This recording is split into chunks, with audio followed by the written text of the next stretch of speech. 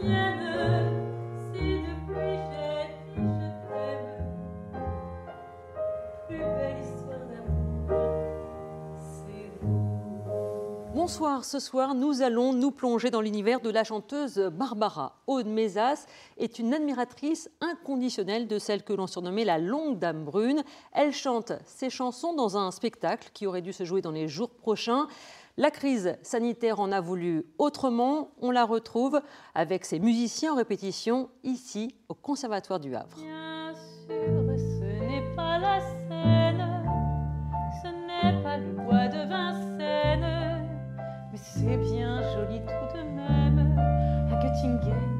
À Göttingen, pas de quai et pas de rengaine qui se lamentent, qui se traînent, mais l'amour y fleurit quand même. À Göttingen,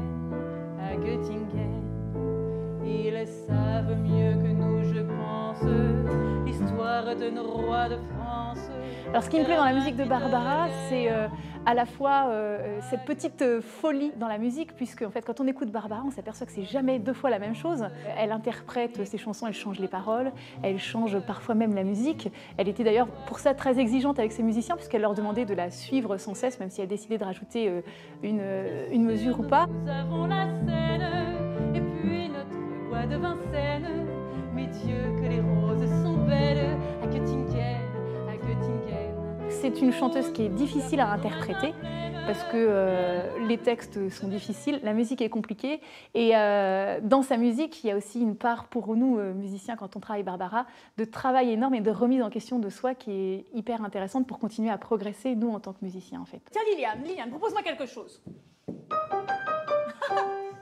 Alors là je t'arrête tout de suite, c'est beaucoup trop rouge ça, non mais enfin. Elle avait pour habitude de donc tout nommer en couleurs. Jamais elle demandait des notes, jamais elle demandait une mélodie. Elle disait pas, je veux par exemple une mélodie plutôt gaie, plutôt rapide, plutôt ceci, plutôt cela. Elle parlait, je veux du rouge, je veux du vert, je veux du bleu. Et elle allait loin dans les couleurs. Et c'était son fonctionnement à elle, en fait. Et elle ne composait que comme ça. Oui, c'est pas mal. Un peu bleu marine pour moi. Moi, je serais plutôt sur du turquoise, tu vois, pour aller un peu vers le vert des feuilles, mais bon. Je pense que ça correspondait à ses états d'âme. C'était son moyen à elle de pouvoir dire « je voudrais raconter tel est l'événement de ma vie » sans pour autant mettre un mot dessus, mais juste en mettant une couleur. Il a fait les yeux couleur rubis et les plumes couleur de la nuit. C'est capital de connaître Barbara pour comprendre ses chansons. Il y a deux lectures en fait dans les chansons de Barbara. Et pour en citer qu'une, il y a l'Aigle Noir. C'est l'histoire de l'inceste de son père. De son père, il est touché ma joue. Dans ma main, il a posé son cou.